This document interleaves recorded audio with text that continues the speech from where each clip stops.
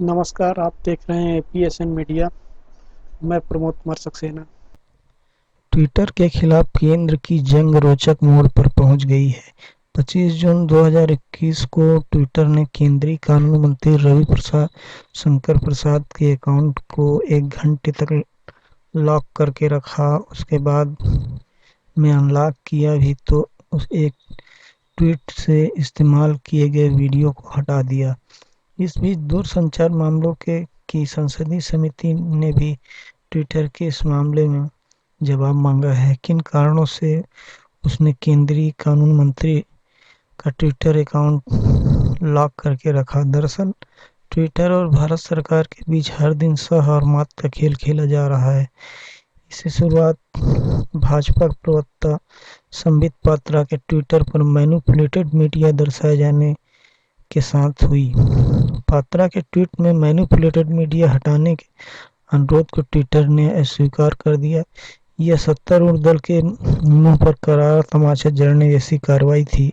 भारत सरकार जवाबी कार्रवाई की तैयारी कर ही रही थी कि आरएसएस के प्रमुख नेताओं के अकाउंट से ब्लू टिक कुछ घंटों के लिए गायब कर दिए गए। हालांकि उनके ब्लू टिक वापस लौटा दिए गए, फिर भी सत्तासीन संघ और भाजपा के अहंकार को तो चोट पहुंच ही गई। उसके लिए शायद यह दर्द काफी मारक साबित हुआ। इस पीड़ा का असर ट्विटर को दी गई मध्यस्थ सुरक्षा छीनने के रूप में सामने आया, लेकिन जाहिर यह है कि अभिव्यक्ति की आज़ादी के नाम पर ट्विटर भारत की संप्रभुता को ललकार रहा है और देश के नियम कानूनों की धज्जियां उड़ा रहा है।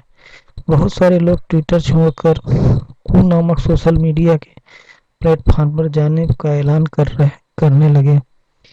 ट्विटर को धमकाने और दबाव में लेने के लिए उसके दिल्ली और गुरुग्राम स्थित दफ्तरों पर पुलिस ने छापे मारे और इसके बाद गाजियाबाद में एक मुस्लिम बुजुर्ग की दाढ़ी काटने के वीडियो को ट्विटर में कोई यूजर द्वारा अपलोड और दूसरे दिन लोग द्वारा रीट्वीट किए जाने के मामले में उत्तर प्रदेश में मुकदमा भी दर्ज किया गया।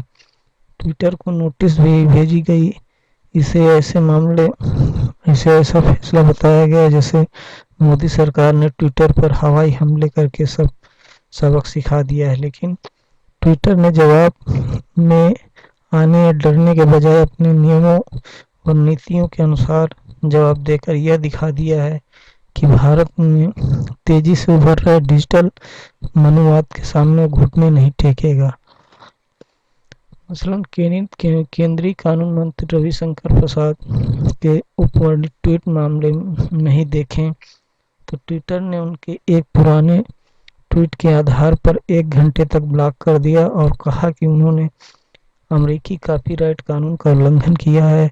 तकनीकी तौर पर यह बौद्धिक संपदा कानून को लेकर चेतावनी भर है, लेकिन इसके संदेश का अर्थ व्यापक है।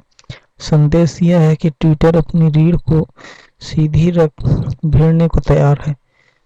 इस प्रकार यह खेल रोज बरोज रोचक होता जा रहा है। प्रथम दृष्टया तो ट्विटर झुकता हुआ नजर नहीं आ रहा है और केंद्र के से लोहा लेता दिख रहा है।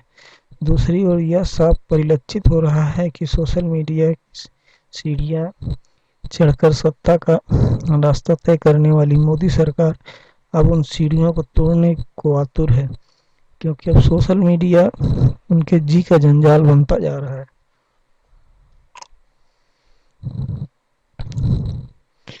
यह आश्चर्यजनक बात है कि जब सोशल मीडिया के विभिन्न मंचों पर सांप्रदायिक और सवर्ण जातिवादी ताकतें हावी रही हैं, वह आरएसएस और भाजपा के लिए वरदान बना हुआ था।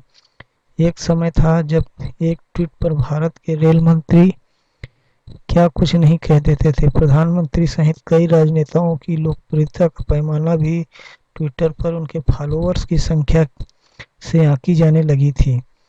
कौन किसको कितना फॉलो करता है, कौन किसका ट्वीट रीट्वीट करता है, यह प्रिंट और इलेक्ट्रॉनिक मीडिया की खबरों के शीर्षक होते थे। यहाँ तक कि भारत जैसे संप्रभु राष्ट्र का निर्वाचन प्रधान बातचीत प्रधानमंत्री फेसबुक के सीईओ मार्क जकरबर्ग के घंटों बतियाने और उनके दफ्तर चले जाते थे।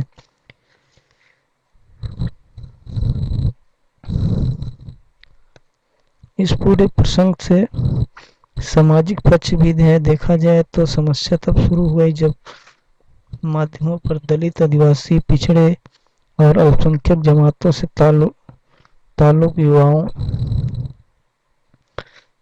के समूह सक्रिय हो गए। ये हाशिए के लोग अपनी खुरदरी जुबान से मुश्किल सवाल पूछने लगे। वे जब चाहें किसी मुद्दे को ट्रेंड करवा देने की क्षमता रखते हैं। कहना गैर वाजिब नहीं है कि वंचित जमातों की धमाकेदार उपस्थिति सरकार को बेहद असहज किए हुए है। पारंपरिक मीडिया पर काबिज जातिवादी तत्व सोशल मीडिया पर बुरी तरह से रोज बरोज दलित बहुजनों को मात खा रहे हैं। अब मोदी सरकार को लग रहा है कि उनके द्वारा संपोषित सोशल मीडिया जानलेवा बन चुकी है। इसलिए भी सरकार एहतियातन कदम उठाने की फिराक में थी। सूचना प्रौद्योगिकी के संबंध में नए नियमों की आड़ में लोगों के ऊपर निगरानी रख दरअसल वह अपने डर से बचना चाहती है। दरअसल ट्विटर ने भारत में व्याप्त ब्राह्मणवाद पर प्रहार कर रहे लोगों को जगह दी है। यह बात ब्राह्मणवादियों को अखरने लगी है। इसके अलावा उसने ब्राह्मणवाद से सबसे बड़े गढ़ आरएसएस के आला नेताओं को उनकी औकात दिखाने का साहस कर डाला, जो उन्हें कदाचित सराहनीय नहीं है। बहरहाल आने वाला वक्त निश्चित रूप से हाशिए के तबकों की आवाजों और अधिक दमन का साबित होने वाला है। एक व्यवस्थित पैटर्न के तहत उनके हक में उठने वाली हर आवाज को खामोश कर देने की कोशिश की जा रही है। ऐसे में वंचित समूहों की आवाज को मुखर कर रहे सोशल मीडिया मंचों के खिलाफ सीधी कार्रवाई कर मोदी सरकार का उतर आना यही साबित करता है कि भारत में मनुवाद का स्वरूप डिजिटल मीडिया होगा। इससे डिजिटल मनुवाद की संज्ञा भी दी जा सकती है।